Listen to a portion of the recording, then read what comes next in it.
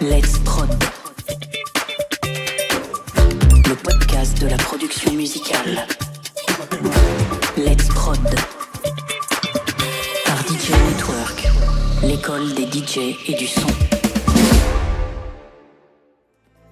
Bonjour à toutes et tous, bienvenue dans Let's Prod, le podcast de la production musicale.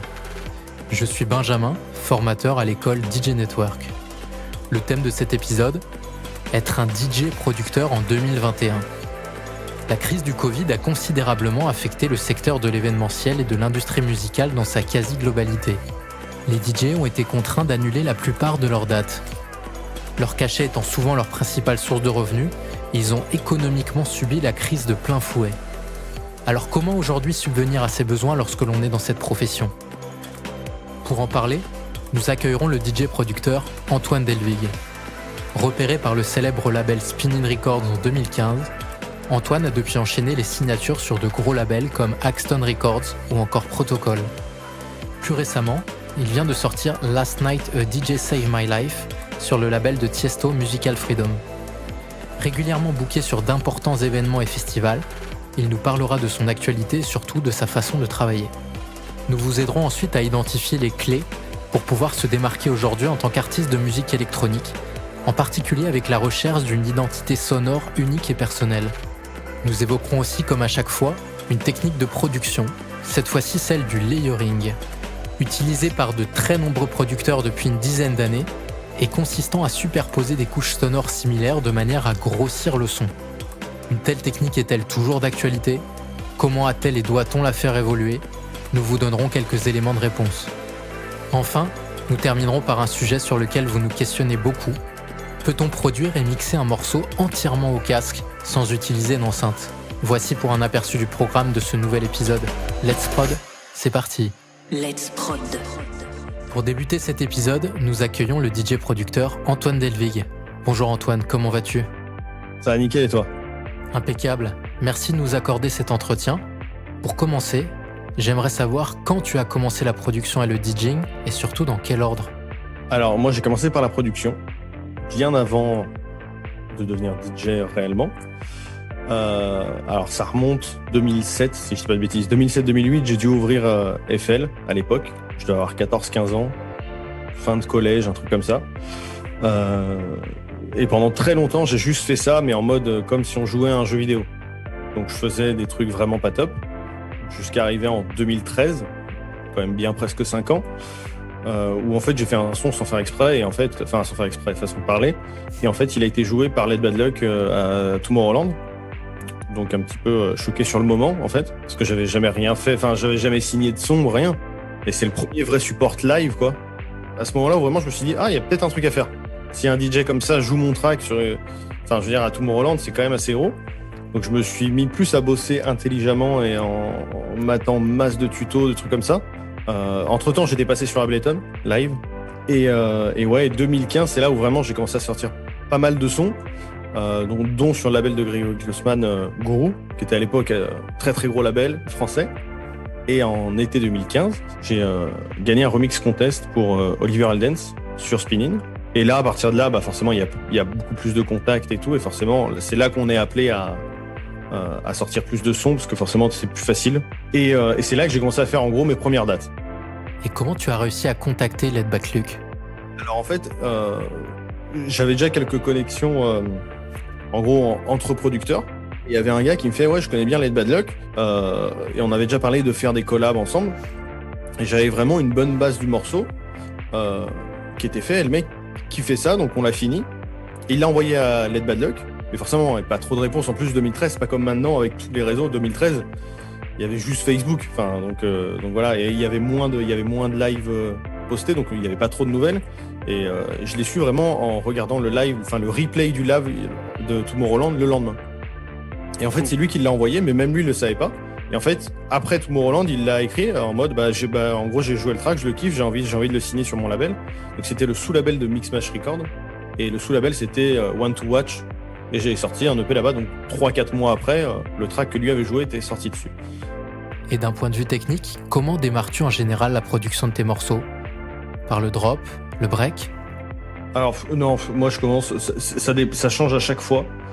Ça va être plus un groove en fait. Je vais plutôt rechercher soit des samples, soit des loops, ou soit moi je vais mettre un drum rack dans Ableton et je vais faire moi-même des loops. Et en fait généralement, si je pars du principe que j'ai pas d'idée, rien, parce que généralement j'ai la facilité d'avoir des idées dans ma tête de ce que je veux mettre dedans, ce qui fait que je sais déjà où je veux aller. Mais si vraiment j'ai rien, c'est vraiment point mort, mais je veux quand même produire, je vais juste tester de faire des loops et en fait au fur et à mesure ça va m'amener une idée ou un truc. Je vais essayer de tourner des synthés, des trucs, des fois pendant 3-4 heures à faire vraiment des trucs nuls, et en fait au bout d'un moment je vais avoir le petit truc qui va me faire ah ça j'aime bien ce groove là, ou j'aime bien ce son là, et ça va directement m'inspirer, alors je sais pas par quel procédé, mais ça va directement m'inspirer pour m'amener sur un truc. Et après en gros j'arrive à faire un track, mais c'est vrai que j'ai pas de début, je commence par un break, je commence par un drop. Ok. Et au niveau des synthés, est-ce que tu possèdes du matériel hardware ou tu es 100% in the box? 100% digital. J'ai envie de passer à du hardware, mais plus pour du mix et du mastering. Je suis vraiment Serum à fond. Après j'aime bien Silent, mais je le trouve un peu... il sonne un peu plus carton maintenant. Si tu mets vraiment juste... faut vraiment bien le tweaker, mais je m'en sers un peu plus pour tout ce qui est synthé pad ou tous les trucs où je vais plutôt caler des accords. J'aime bien prendre Silent. Et sinon, c'est vraiment Serum parce qu'on peut quasiment tout faire avec.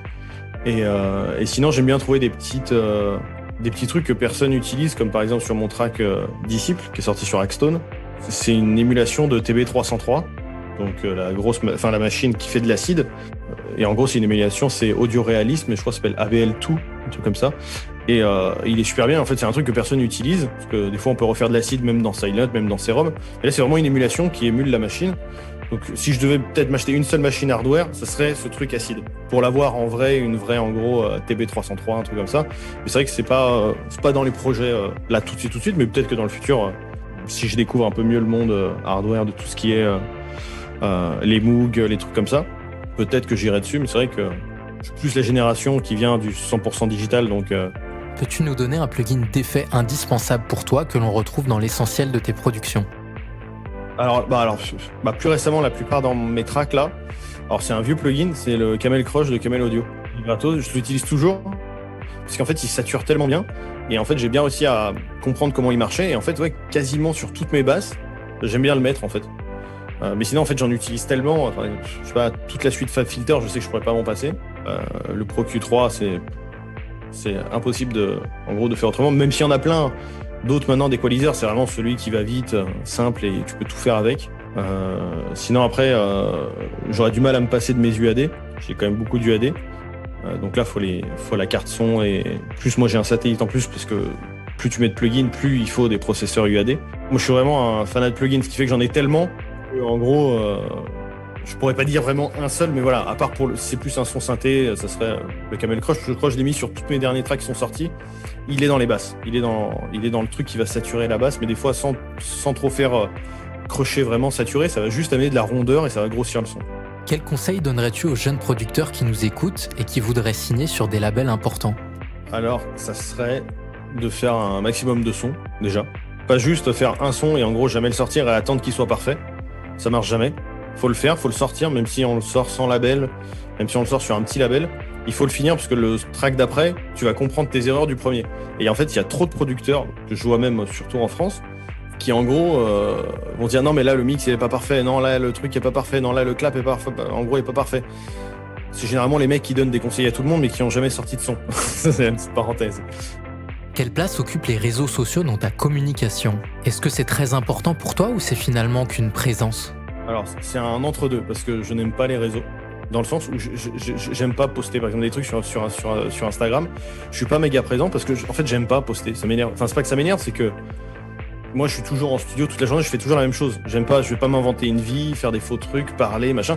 C'est pas moi, c'est pas ce que j'aime. Alors malheureusement c'est ce qui marche de plus en plus, enfin c'est ce qui amène, parce que forcément même les labels regardent aussi les réseaux pour savoir si la personne a déjà quelque chose, a déjà un CV ou a déjà une communauté. Je peux pas dire que c'est pas important, c'est impossible, c'est un très gros impact. Il y a même des DJ qui sont, moi on m'a toujours dit, en gros t'as beau avoir un bon son plus un bon marketing, des fois juste d'avoir un bon marketing et sans le bon son ça suffit. Et c'est tellement vrai, ça veut rien dire, parce que il y a plein de DJ qui sont juste bons sur les réseaux, mais ils ont jamais fait de son, ils ont jamais fait rien, c'est juste qu'ils sont bons dans la com, ils se font connaître. Mais oui, c'est un truc qui est quand même important de nos jours. Travailles-tu seul ou il y a une équipe qui t'entoure ? As-tu par exemple un manager ? Et si oui, depuis quand ? Alors, j'ai un management depuis toujours. En fait, 1 an après que en gros, les Bad Luck aient joué mon son, j'ai rencontré quelqu'un qui lui commençait aussi dans le management. Et en fait, on s'est liés d'affinité. Et en gros, on s'aidait mutuellement. Et en gros, on est montés ensemble. Et on bosse toujours ensemble. Et c'est grâce à lui si j'ai pu signer sur des gros labels et tout. Parce que moi, j'écris jamais au label. Je fais rien de ça. C'est que lui qui gère parce qu'il est très bon dedans. Moi, j'aime bien dire spammer intelligemment. C'est-à-dire, il sait exactement quand relancer, quand les écrire en étant poli, sans trop leur écrire tous les jours, etc. Et ce qui fait que maintenant, en gros, tous les labels, on a les contacts de quasiment tous les labels. Mais forcément, ça a pris du temps. Maintenant, ça va faire peut-être 6 ans, 7 ans, un truc comme ça. Donc forcément, ça monte. Et c'était vraiment petit à petit. En fait, j'ai jamais changé de management. J'ai eu quelques agences de booking entre-temps qui sont plus ou moins bien passées. Donc pour le moment, je suis plus en mode... en plus, parfait dans la transition là, en gros, du Covid. De tout remettre ça à zéro et on est en train de voir pour vraiment monter un truc mieux. Sinon, en édition, c'est Maud Brook et en gros, c'est mon éditrice, c'est mon publishing. Avant, j'étais chez Spinnin, chez Musical Star. C'est pas super bien passé parce que forcément, ils parlent que anglais, la SACEM parle que français. Ils avaient du mal à se comprendre dans les contrats d'édition, les machins et tout. Quand j'ai fini mon contrat avec Spinnin, je suis resté quelques mois où en gros les tracks que je sortais étaient en édition directement dans les labels qui avaient déjà des maisons d'édition. Et après, Maud en gros m'a proposé de me prendre pour en fait tout ce qui est édition des morceaux. Et j'en suis super content parce qu'en fait j'ai rien à faire. Je fais un morceau, je lui envoie le MP3, les compositeurs. Si je suis solo que moi, et c'est elle qui fait tous les dépôts SACEM, qui gère tous les droits, tous les trucs. Et voilà. Comment se répartissent tes revenus ? Est-ce principalement tes cachets pour tes performances de DJ qui te rémunèrent ? Ou peut-être des prestations pour d'autres producteurs ? Alors moi, depuis 2-3 ans, je bosse beaucoup pour d'autres. Pour le coup, moi je me compte entre guillemets que ça en termes de revenus entre guillemets fixes, comme un salaire entre guillemets. Et j'ai la chance de pouvoir faire ça et de vivre de ça maintenant et de me sortir un salaire tout à fait normal avec ça. Et je taffe beaucoup en studio et en fait j'ai pu me faire entre guillemets un vrai revenu stable en faisant des mixages, des masterings, en gros des additionnal prod. Et tes titres génèrent du droit d'auteur ? Bien sûr, ça génère des droits d'auteur et des royalties, mais pareil, pas assez pour vivre. En fait, je veux pas me baser sur ça parce que même si là, on n'aurait jamais pu en penser une crise comme ça, par exemple, que tous les DJ n'aient plus de dates, mais même avant ça, moi, je me suis toujours dit que c'est des dates pour un DJ producteur qui est vraiment juste guest, avec un son quand même assez particulier ou voilà, qui est très EDM. Je veux dire, je joue pas de l'urbain, je fais pas du rap, je suis pas méga connu. Ce qui fait que pour moi, ça n'a jamais été extrêmement stable et je me suis vite dit, il faut vraiment que je me fasse un bagage qui reste dans ma lignée, que je puisse continuer mon nom d'artiste comme si de rien n'était, comme je fais en fait, enfin que je continue à sortir des sons, mais que je sois pas obligé d'aller travailler dans un truc que j'aime pas ou que je sois pas obligé d'aller ou d'arrêter parce que voilà, il faut vivre et il faut quand même gagner de l'argent. Et moi, j'ai la chance de vivre de la musique. Je vis pas, entre guillemets, d'Antoine Delvig, mais je vis de la musique. Concernant la crise actuelle due au Covid, quel est ton point de vue sur le futur de l'industrie musicale ? Je pense que ça va repartir. Quand ça, j'en sais rien. On voit que ça commence à repartir. Là, il y a eu hier, juste avant qu'on enregistre, il y a Ultra Taïwan qui a été annoncé en fin novembre. Et c'est pas du tout la même partie que nous en France, mais nous en France où les bars sont encore fermés et là-bas les festivals comme Ultra commencent à rouvrir, il y a quand même, c'est quand même un assez gros écart. Mais non, moi je pense que juste ça va peut-être plus changer pour tout ce qui est les gens qui bossent à la maison. Alors ça c'est plus général, mais surtout même dans la musique, il y a de plus en plus de gens qui bossaient dans des gros studios, où en fait maintenant on font plus de home studio. Et je pense que les gens qui bossent comme ça en fait de chez eux, en fait se sont rendus compte qu'on peut très bien bosser chez soi si on a une pièce adaptée, un traitement ou même des enceintes. Et je pense qu'il y a beaucoup de gens qui vont continuer comme ça.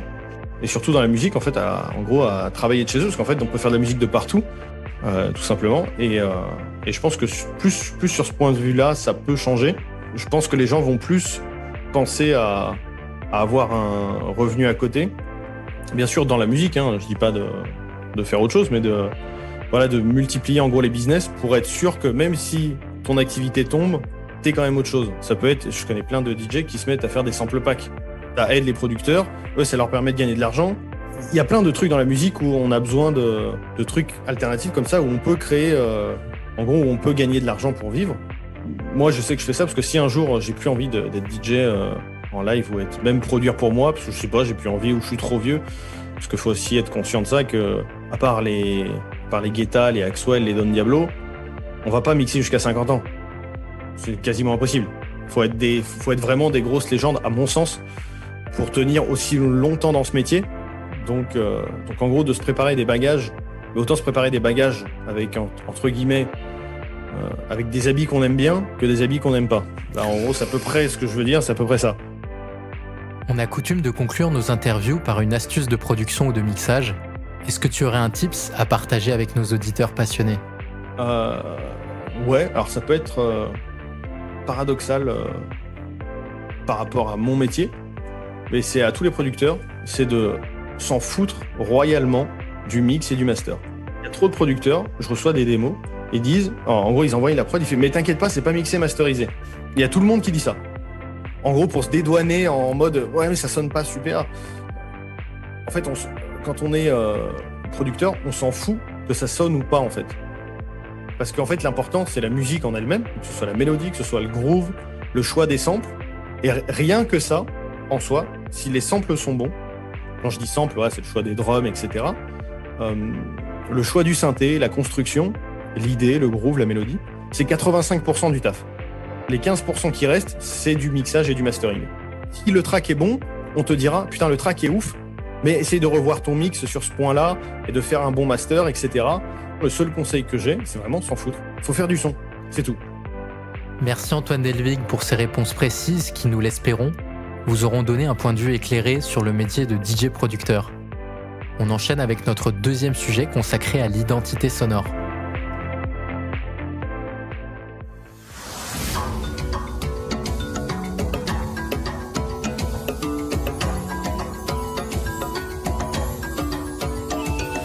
Let's Prod. Les meilleurs DJ producteurs possèdent tous ce qu'on appelle une signature sonore. Une identité clairement reconnaissable et qui les différencie des autres artistes. On peut par exemple citer Cashmere, qui développe une identité autour de sonorités indiennes et électroniques. Skrillex, initiateur de la dubstep, ou encore Flume, et l'explosion du phénomène Future Bass. La liste est longue. Ces producteurs ont chacun apporté un son personnel et par définition unique. Et c'est bien par cette approche artistique qu'ils ont réussi à se différencier, devenant alors les leaders de leurs courants musicaux respectifs, entraînant derrière eux de nombreux autres producteurs, essayant de reproduire leurs univers, les copier en quelque sorte. Ces courants existent dans toutes les formes d'art. Le cubisme et l'impressionnisme en peinture, la nouvelle vague française dans le cinéma, et j'en passe. Pour réellement trouver un public et arriver à le fidéliser, il paraît donc important d'être leader et non suiveur. Mais concrètement, comment y arriver ? Quand on les interroge, les meilleurs producteurs ont tous la même vision, ne copier personne. C'est sans doute le facteur le plus important pour trouver sa propre identité. Évidemment, un créateur peut être inspiré par un ou plusieurs des artistes qu'il apprécie. Skrillex a par exemple beaucoup été influencé par les sonorités très saturées du groupe Justice et de producteurs underground comme Noisia. On peut considérer qu'il a incorporé ses influences dans son art pour créer son propre univers, un son unique. D'un point de vue technique, quels sont les éléments à travailler pour créer une identité sonore ? En premier lieu, les sons de drums. Les kicks et snares définissent bien souvent les différents styles musicaux. Un snare dubstep n'a rien à voir par exemple avec un snare funk. Un kick hardstyle n'a rien à voir avec un kick deep house, etc. C'est donc à vous, en tant que producteur, de trouver les sons de drums de demain. Ensuite, il est possible d'élaborer une identité, un univers autour de son instrument réel ou synthétique. Les synthétiseurs à table d'onde ont ouvert des possibilités infinies de création, tandis que de nombreux effets permettent de modifier la texture d'instruments réels. Des sons de guitare, de voix ou encore de violon peuvent être aujourd'hui totalement transformés avec les outils modernes. Enfin, nous vivons toujours dans le monde du sampling, échantillonnage en français. Il est ainsi possible, et entre nous assez courant, de récupérer des extraits sonores plus ou moins longs issus de productions anciennes à succès ou inconnues du grand public dans le but de les remettre au goût du jour en y appliquant plus ou moins de modifications, de transformations. Un seul mot d'ordre, innover. N'hésitez pas à expérimenter, à créer de la matière sonore et sait-on jamais, vous trouverez peut-être un nouveau son à la fois unique et captivant. Place maintenant au layering. Très connu de la plupart des producteurs, le layering consiste à superposer des couches sonores similaires pour grossir le son. La technique ne date pas d'hier. Les orchestres symphoniques utilisent par exemple le layering depuis toujours. Les cordes peuvent jouer ensemble des mélodies dans le but d'augmenter la puissance sonore ressentie. Cette technique plutôt efficace a été introduite dès le début des années 2000 dans la musique de variété, notamment suite à la parution d'un livre intitulé « The Art of Layering ». Elle a commencé à être réalisée sur des sons de drums. En utilisant cette technique, le producteur Timbaland a changé le son du hip-hop des années 2000 en layerant ses sons de clap et snare. Le layering s'est ensuite étendu à la musique électronique, en particulier sur les sons de synthétiseurs, aboutissant à des styles comme la big room ou encore le hardstyle. Jusqu'à récemment, le layering était partout, à tous les niveaux de production. Mais cette technique est-elle toujours d'actualité ? En réalité, beaucoup moins qu'avant. Le layering a petit à petit cédé sa place aux techniques de saturation. Plutôt que de complexifier le son en rajoutant des couches et des couches, certains producteurs ont préféré saturer directement les sons et ainsi les enrichir en harmonique. Aujourd'hui, le layering se réalise plutôt sur un choix restreint d'instruments. Par exemple, une rythmique composée de plusieurs claps layerés et d'un kick saturé. L'utilisation de la saturation au détriment du layering est très présent en trap. Un kick, un snare, un clap, une boucle d'instrument, et c'est tout. Minimaliste donc, mais efficace. Le layering pourrait-il disparaître complètement au profit de la saturation dans les productions à venir ? Nous suivrons ça de près. Let's Prod. Dernier sujet du jour, le casque de monitoring. De nos jours, l'essentiel de la musique est écouté sur des supports comme des écouteurs, des casques audio, voire des petites enceintes Bluetooth. Naturellement, nous pouvons nous demander si un morceau de musique peut être créé, mixé et masterisé entièrement au casque, sans enceinte. Quand on sait que Skrillex a obtenu un Grammy Awards récompensant une œuvre musicale produite avec juste un ordinateur et un casque Beats, la réponse est oui. En revanche, nous vous conseillons l'utilisation d'un casque de type ouvert, comme le modèle DT990 de Beyer Dynamic ou encore le HD 650 de chez Sennheiser. Lorsqu'un casque est de type ouvert, le haut-parleur diffuse le son vers l'oreille de l'auditeur mais aussi vers l'extérieur, la pièce dans laquelle il se trouve. Cette spécificité technique permet au haut-parleur de fonctionner sans contrainte et au plus près de sa courbe de réponse naturelle. En revanche, la structure ouverte d'un casque laisse entendre tous les bruits environnants, avec les inconvénients que cela peut avoir. L'utilisation d'un casque ouvert est donc difficilement possible en dehors d'un environnement sonore calme et maîtrisé. Impossible par exemple d'utiliser ce type de casque en déplacement. L'un des avantages de travailler au casque est de limiter considérablement le budget. Il vous évite notamment d'investir dans l'acoustique souvent coûteuse d'un studio. Côté inconvénient, il est vrai que le travail complet au casque ne permet pas d'avoir une parfaite perception de l'espace stéréo. Il devient alors quelquefois difficile de paramétrer des effets comme des reverbs ou des délais. Autre inconvénient, la tendance à mal mixer les basses fréquences. Même si vous n'utilisez qu'un casque pour toutes vos étapes de création et de finalisation de vos projets musicaux, il semble nécessaire de vous référer à différents systèmes d'écoute pour vérifier vos réglages et traitements. Très récemment, la marque Slate Digital a commercialisé un casque accompagné d'un logiciel qui permet de simuler divers environnements comme un studio professionnel, l'acoustique d'une voiture ou encore des écouteurs AirPods. Avec le Slate VSX, vous n'aurez peut-être plus besoin d'enceinte pour référencer vos morceaux. Révolutionnaire. Quand on voit ce type d'outil, on peut se dire que le futur nous permettra peut-être d'être totalement nomades et autonomes pour produire en toute liberté, sans enceinte, voire même sans studio. C'est tout pour aujourd'hui. Nous espérons que cet épisode vous a plu. Abonnez-vous et partagez le podcast autour de vous. À très vite pour un nouvel épisode. Et en attendant, let's prod! Let's Prod. Le podcast de la production musicale. Let's Prod. Par DJ Network, l'école des DJ et du son.